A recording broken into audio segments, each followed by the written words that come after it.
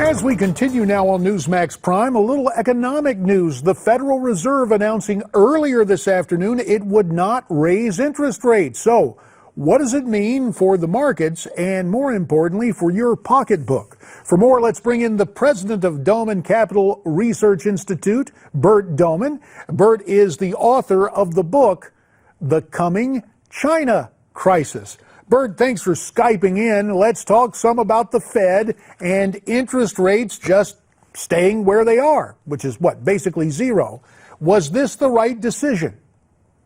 Yeah, first of all, thank you very much for the opportunity, and I wish you and your listeners a beautiful evening. Yes, I've been saying since the fall, actually it was September of last year, so that's about a year ago, that the Fed would not raise interest rates, not in 2014, and that was the anticipation at that time. Then everybody talked about a rate hike in 2015, and our work showed that the economy would be weakening in 2015 instead of strengthening, and therefore we said the next big move by the Federal Reserve is going to be stimulus instead of raising interest rates. And we still stick by that. The economy is much weaker than the economists think. The economists talk about the labor market numbers coming out of Washington. They're as phony as the numbers coming out of China. And the economy is really in bad shape. You're going to see this now. Credit is going to tighten. People will not be able to get credit.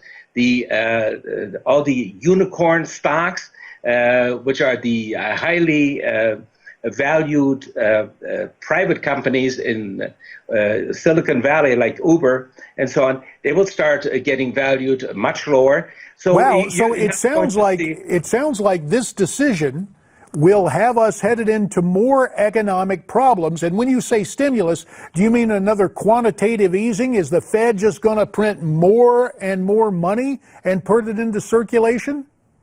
Yes, that is our estimation, that they will have to do that.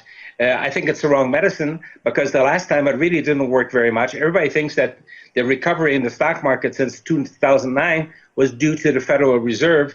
In part of that's correct, because the very cheap money, that's a ZIRP policy, zero interest rate policy, enabled this big buyback frenzy of companies buying their own stock. That was the only big buying in the stock market for the last 7 years, was buybacks, financed by very, very cheap money. That's gone now. So they're going to have to put that back into the market. But this time around, I think that the lenders will be much more careful, and therefore it will be very tough to re-stimulate this. All right, Bert, 30 seconds left. What should folks on Main Street and on neighborhood streets be doing with their money, in your opinion? Be very careful. Don't trust CDs. Don't trust the money market funds that invest in CDs. I would go into money market funds that invest in only U.S. Treasuries. I would be very safe.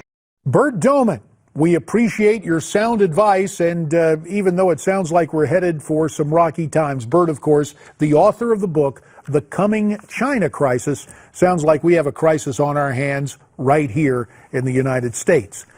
Before you and I part company, we wanted to revisit last night's debate one more time, and in particular, Donald Trump's one-liners. Enjoy this recap. We'll see you tomorrow night. As always, stay brave, stay free, stay tuned.